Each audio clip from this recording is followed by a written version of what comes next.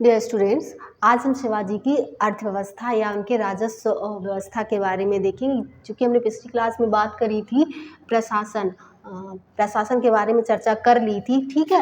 Administration जो है वो हमने देख लिया था, रेवेन्यू नहीं हो पाया था हमारा, तो रेवेन्यू हम आज चर्चा कर लेते हैं, ठीक है। तो शिवाजी ने बेटा क्या किया था, उन्होंने अपने साम्राज्य में जो है वो रैयतवाड़ी व्यवस्था चलाई थी। इसका अर्थ होता है कि किसानों से सीधा भू राजस्व की वसूली होती थी। किसानों से कैसे, सीधे या डायरेक्ट।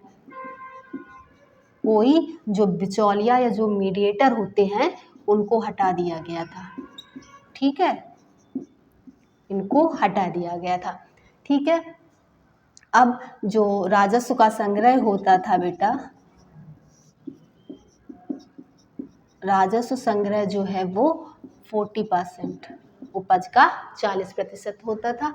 अब ये या तो आप कैश के फॉर्म में दे दो या फिर अन्य या उपज यानी कि ग्रेन्स के फॉर्म में दे सकते हैं, ठीक है। अगली बात, शिवाजी के समय इन्होंने भूमि मापन में काठी प्रणाली चलाई थी।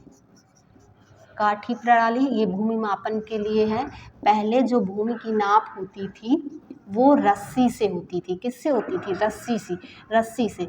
इसके बाद शिवाजी ने क्या किया, इन्होंने चलाया काठी या छड़ी, काठी या मानक छड़ी, ठीक है। तो 20 छड़ी ऐसे होता था, 20 छड़ी बराबर 1 बीघा, ठीक। ये बात हो गई। चलिए आगे बात करते हैं बेटा।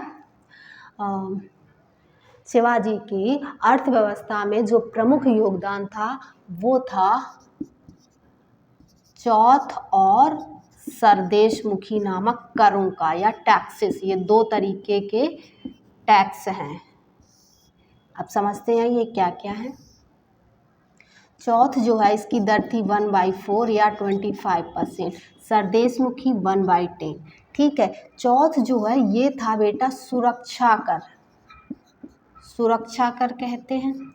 इसके बारे में अलग अलग विद्वान अलग अलग बात करते हैं, पर ये एक तरीके सुरक्षा कर के हैं या फिर ये भयादोहन था। कैसे ये वसूला जाता था, किससे? पड़ोसी राज्यों से। कैसे? पड़ोसी राज्यों से, यानी कि जो मराठा साम्राज्य के अंतर्गत नहीं है, उनमें मुगल साम्राज्य का के क्षेत्र हो सकते हैं या अन्य जो कोई छोटे छोटे राज्य उनके क्षेत्र हो सकते हैं, तो उनसे जो है उनसे वसूला जाता था। किस लिए? इसलिए कि अगर आप देते रहेंगे तो हम आपके ऊपर आक्रमण नहीं करेंगे, मराठा आक्रमणों से बचने के लिए, ठीक है, मराठा आक्रमणों से बचने के लिए, ठीक। तो एक तरीके से ये सुरक्षा कर था, ठीक। अब सरदेशमुखी जो है ये था सर्वोच्चता कर, सर्वोच्चता कर कैसे? और ये भी इन्हीं से वसूला जाता था, ये अतिरिक्त था, अतिरिक्त। क्यों? क्योंकि शिवाजी जो हैं वो अपने आप को दक्कन या दक्षिण का अधिपति मानते थे। शिवाजी खुद को दक्कन या दक्षिण का क्या मानते थे? अधिपति, ठीक। तो क्या है बेटा, तो इस बात का कर कि वो दक्कन के सर देशमुख हैं। देशमुख दरअसल मराठा परंपरा में क्या होता था? एक अधिकारी होता था, तो उनके प्रमुख होने का टैक्स सर देशमुख, ठीक है। सर यानी कि चीफ, देशमुख देशमुखों में मुख्य, ठीक है। तो उसके सर्वोच्चता कर, ठीक है, मुख्य अधिपति होने का टैक्स वसूला जाता था, तो उसकी दर 1/10 थी, ठीक है बेटा।